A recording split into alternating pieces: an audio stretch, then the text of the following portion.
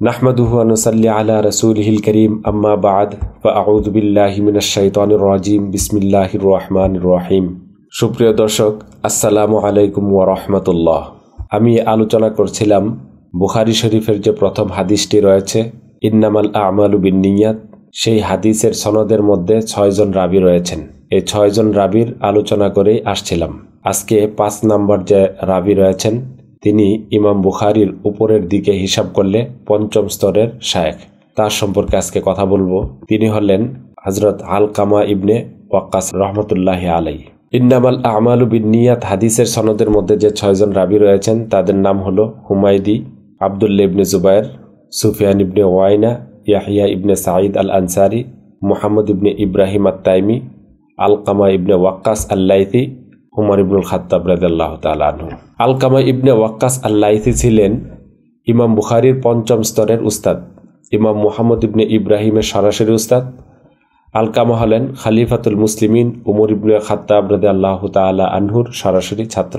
আলকামার বংশ পরিচয় এরকম: আলকামা ইবনে ওয়াক্কাস আল-লাইথি, আলকামা ইবনে ওয়াক্কাস ইবনে মুহসিন ইবনে কিলাদা বিন আব্দি ইয়ালিল বিন তোরাইফ বিন আতওয়ার বিন আমের বিন মালেক বিন লায়েস বিন বাকর বিন আব্দে মানা বিন কিনানা। আলকামা ইবনে ওয়াক্কাসের ডাকনাম ছিল আবু ইয়াহিয়া। কেউ কেউ বলেন তার ডাকনাম আবু ওয়াকিদ। উপাধি হল লাইসি আতওয়ারি আল মাদানী। তিনি মদিনার বাসিন্দা ছিলেন।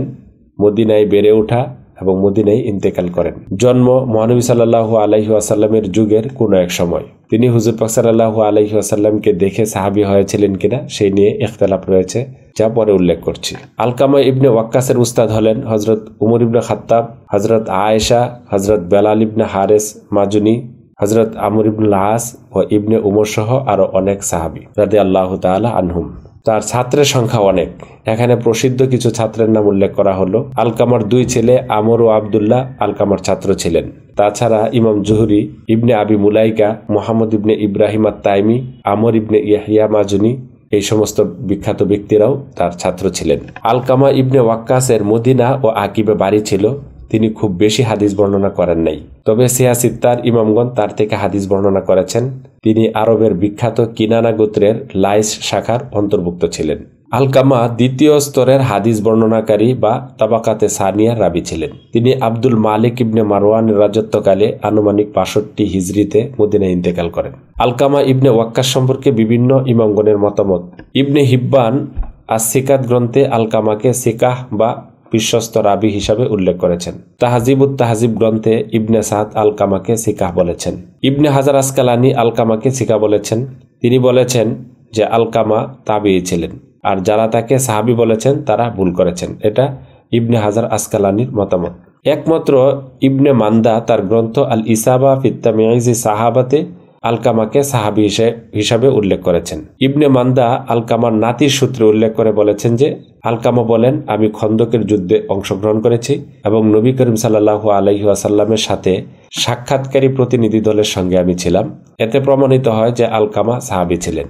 কিন্তু একমাত্র ইবনে মান্দা ছাড়া আর কেউ তাকে সাহাবী বলে উল্লেখ করেননি। সবাই তাকে জালিলুল কদর তাবিঈ বলেছেন। ইমাম জাহাবি সিকা বলেছেন আলকামার হাদিসের বর্ণনা 6টি সহিহ গ্রন্থের সবগুলোতেই রয়েছে।